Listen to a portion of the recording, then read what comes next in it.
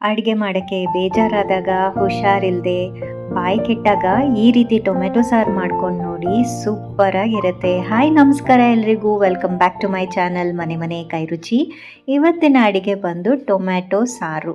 ಹೇಗಪ್ಪ ಮಾಡೋದು ಅಂದರೆ, ಮೊದಲು ಕುದೀತಾ ಇರೋಂಥ ನೀರಿಗೆ ಒಂದು ಗೆಡ್ಡೆ ಈರುಳ್ಳಿ ಮತ್ತು ಒಂದು ಗೆಡ್ಡೆ ಬೆಳ್ಳುಳ್ಳಿನ ಸುಲಿದು ಹಾಕೋತಾ ಇದ್ದೀನಿ.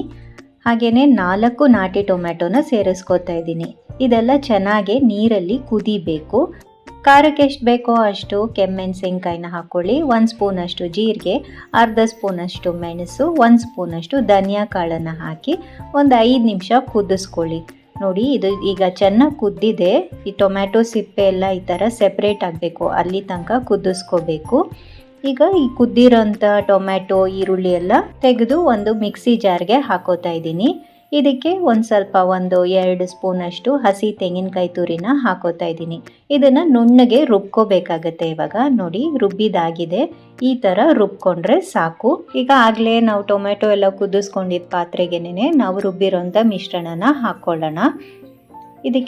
ಅದಕ್ಕೆ ಎಷ್ಟು ಬೇಕೋ ಅಷ್ಟು ನೀರನ್ನು ಹಾಕಿ, ರುಚಿಗೆ ಎಷ್ಟು ಬೇಕೋ ಅಷ್ಟು ಉಪ್ಪನ್ನು ಸೇರಿಸ್ಕೊಂಡು ಕುದಿಸ್ಕೋಬೇಕಾಗತ್ತೆ. ಜಾಸ್ತಿ ಕುದಿಸೋದು ಬೇಡ, ಆಗಲೇ ಟೊಮೆಟೊ ಎಲ್ಲ ಚೆನ್ನಾಗಿ ಬೆಂದಿರೋದ್ರಿಂದ ಒಂದು ಕುದಿ ಬಂದರೆ ಸಾಕು. ನೋಡಿ, ಈಗ ಸಾರು ರೆಡಿಯಾಗಿದೆ. ಫೈನಲ್ಲಾಗಿ ಸಾಸಿವೆ, ಕರ್ಬೇವಿನ ಸೊಪ್ಪು ಮತ್ತು ಮೆಣಸಿನ್ಕಾಯಿ, ಹಿಂಗು ಹಾಕಿರೋಂಥ ಒಗ್ಗರಣೆನ ಸೇರಿಸ್ಕೊತಾ ಇದ್ದೀನಿ.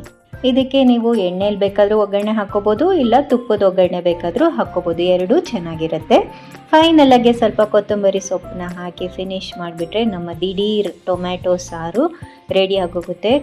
ಮಾಡೋದೆಷ್ಟು ಸುಲಭನೋ, ರುಚಿ ಅಂತೂ ಕೇಳೋದೇ ಬೇಡ, ಅಷ್ಟು ಟೇಸ್ಟಿಯಾಗಿರುತ್ತೆ ಇದು.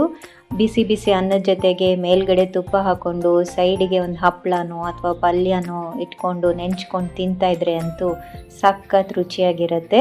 ಟ್ರೈ ಮಾಡಿ, ಹೇಗೆ ಬಂತು ಅಂತ ಖಂಡಿತ ಕಮೆಂಟ್ ಸೆಕ್ಷನಲ್ಲಿ ತಿಳಿಸಿ. ಹಾಗೆಯೇ ಈ ವಿಡಿಯೋ ನಿಮ್ಗೇನಾದರೂ ಇಷ್ಟ ಆಗಿದ್ದಲ್ಲಿ ಪ್ಲೀಸ್ ಲೈಕ್ ಮಾಡಿ, ಶೇರ್ ಮಾಡಿ ಮತ್ತು ಸಬ್ಸ್ಕ್ರೈಬ್ ಮಾಡೋದನ್ನು ಮಾತ್ರ ಮರಿಬೇಡಿ. Thank you so much for watching. See you in the next video. Happy cooking.